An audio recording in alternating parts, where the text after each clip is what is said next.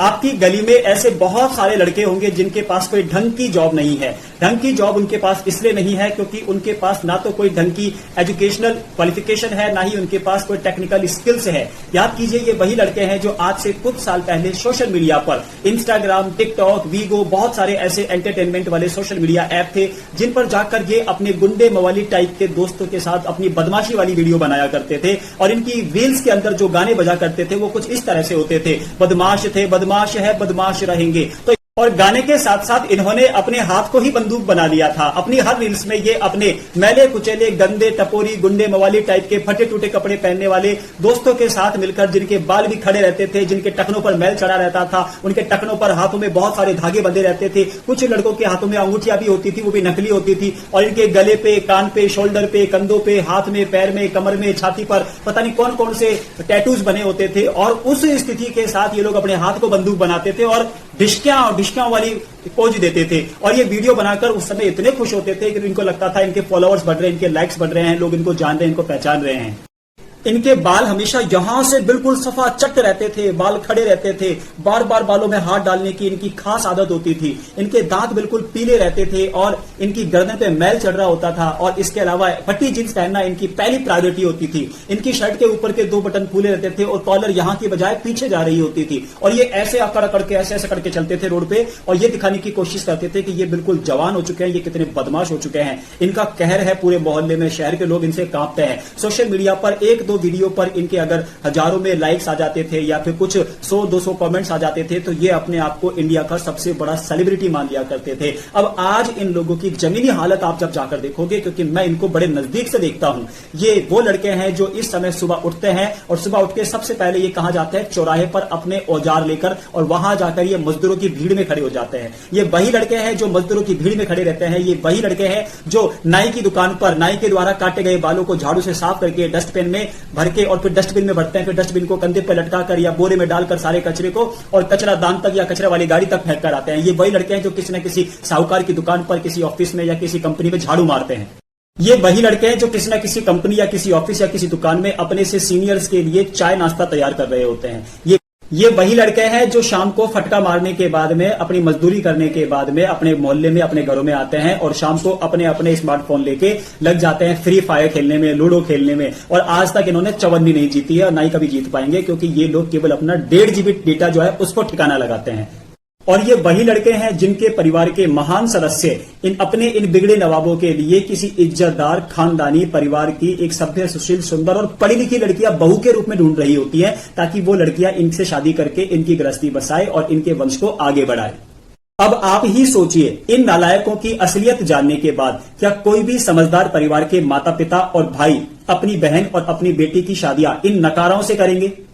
ये वीडियो मैं इसलिए बना रहा हूं ताकि हम सभी को एक बात समझ में आए कि हमें हमारे समाज को सभ्य और सुशील बनाना है। हम हमारे समाज को सभ्य, सुशील और बुद्धिजीवी वर्ग में तब शामिल कर पाएंगे जब हम हमारे समाज के युवा पीढ़ी को, खासकर बच्चों को, शिक्षा से और संस्कारों से जोड़ेंगे। हम उनको जागरूक करेंगे, हम उनको गलत और सही के बीच का फर्क समझाएंगे। मेरी इस वीडियो को देखने के बाद बहुत सारे लोग मेरी बातों से सहमत भी होंगे और उनको अच्छा भी लगेगा सुनकर, लेकिन बहुत सारे लोग ऐसे भी होंगे जिनको इस समय मुझ पर बहुत ज्यादा गुस्सा आ रहा होगा। वो कोई ना कोई जुगाड़ बिठाने की कोशिश कर रहे होंगे कि इसको सबक सिखाया जाए, यानी कि मुझे सबक सिखाया जाए। दरअसल ये वही लड़के हैं जिनके बारे में मैं ये बात कर रहा हूं, इसी वजह से इनको ये बुरा लग रहा है। अब इनकी वास्तविकता देखिए, इनकी बौद्धिक क्षमता देखिए कि इनको मुझ पर गुस्सा आ रहा है, लेकिन इनको खुद की करनी पर गुस्सा नहीं आ रहा है कि इनके ऊपर इनके पूरे खानदान की आने वाली पीढ़ियों की जिम्मेदारी थी। लेकिन इन्होंने अपनी जिम्मेदारी को उठाने के बजाय राजनेताओं के द्वारा बताए गए झंडों को उठाया। धार्मिक अनुष्ठानों के कार्यक्रमों में जाकर धार्मिक झंडों को उठाया। कभी ये डंडे को कंधे पर उठा रहे हैं, कभी ये झंडे को कंधे पर उठा रहे हैं, कभी मीठा शरबत बांट रहे हैं, कभी ये छोले भटूरे बांट रहे हैं, कभी ये केले लेने के लिए खुद ही नारेबाजी लगा रहे हैं, कभी इसी तरह के कार्यक्रमों में बिजी रहते थे ये लड़के। और आज इनको गुस्सा मुझ पर आ रहा है, जबकि इनको गुस्सा आना चाहिए खुद पर। इनको पछतावा होना चाहिए कि इन्होंने अपने जीवन का कितना महत्वपूर्ण समय व्यर्थ कर दिया है इन फालतू की प्रतिक्रियाओं में। अगर इन्होंने समय पर स्कूल कॉलेज की किताबों से भरे हुए बस्ते को कंधे पर उठाया होता तो आज इनको धार्मिक और राजनीतिक झंडे उठाने की जरूरत नहीं पड़ती।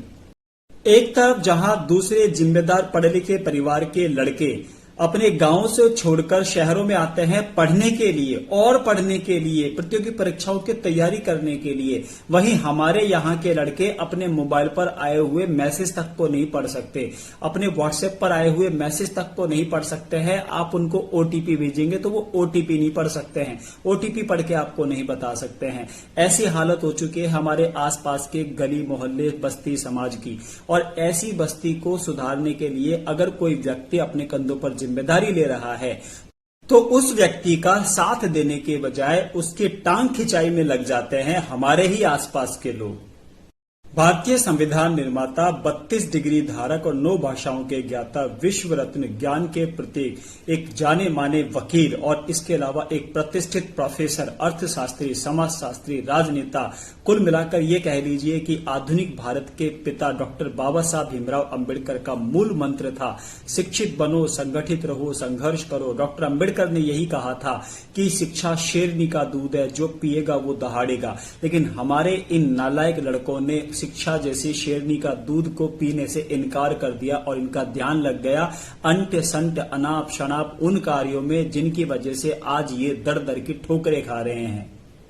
जिन लोगों को लगता है कि कोई भी काम छोटा या बड़ा नहीं होता है, दरअसल ये वही लोग हैं जिनको कभी ढंग का काम मिला ही नहीं। जब किसी के परिवार में पुत्र का जन्म होता है तो पूरा परिवार बहुत खुशी मनाता है। पुत्र के माता पिता यही सोचकर खुश होते हैं कि उनका पुत्र बड़ा होकर doctor, advocate, teacher, engineer, IAS, RAS, magistrate, चिकित्सक, हेडमास्टर, प्रोफेसर, लेक्चरर बनेगा, या उनका बेटा बड़ा होकर railway station master, train loco pilot बनेगा, या हवाई जहाज उड़ाने वाला पायलट बनेगा, या फिर पानी का जहाज चलाने वाला नाविक, सैलर बनेगा। लेकिन जब बच्चा बड़ा होकर कचरा उठाने वाला बनता है, मजदूर बनता है, सब्जी बेचने वाला बनता है, ठेले पर अंडे बेचने वाला बनता है, तो क्या उनके माता पिता को दुख नहीं होता होगा? जरूर होता होगा। मेरे माता पिता को भी दुख होता अगर मैं एक टीचर बनने के बजाय कोई छोटा मोटा मजदूरी वाला कार्य कर रहा होता। कार्य करने में कोई शर्म नहीं है, लेकिन जैसी जिसकी योग्यता वैसे ही उसका कार्य होता है और योग्यताओं को बढ़ाने से कोई किसी को नहीं रोकता है।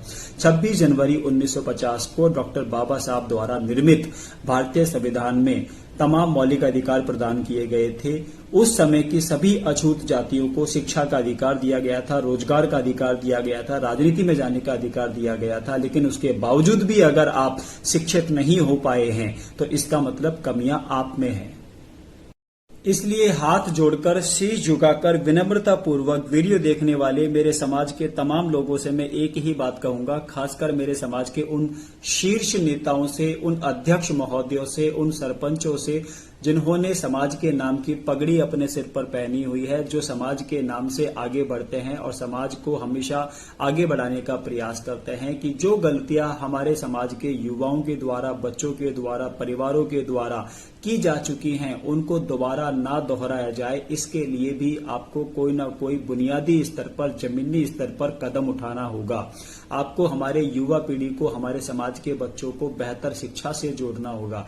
जैसे आप साल भर धार्मिक अनुष्ठानों के कार्यक्रमों में जी तोड़ मेहनत करके उसको सफल बनाने का प्रयास कर रहे हो, आप अपने चित्त परिचितों को, जान पहचान वालों को न्योता देते हो, आप भीड़ इकट्ठा करते हो, एक ऐसी ही भीड़ आपको हर महीने, साल में हर बार आपको इकट्ठी करनी चाहिए, जिससे समाज में बौद्धिक क्षमता बढ़े, हमारे समाज के युवाओं को शिक्षा का महत्व पता चले, हमारे समाज के ये छपरी और टपोरी बनने से बचे, बल्कि डॉक्टर, एडवोकेट, टीचर, इंजीनियर बने, आईएएस, आरएएस अधिकारी बने, मजिस्ट्रेट बने, वकील बने, ताकि हमारे समाज में ताकत आए। हमारे समाज में ताकत भक्ति से नहीं आएगी, हमारे समाज में ताकत शिक्षा से आएगी, क्योंकि शिक्षा में ही शक्ति है। फिर मिलूंगा अगली वीडियो में, तब तक के लिए जय भारत, जय संविधान, जय भीम।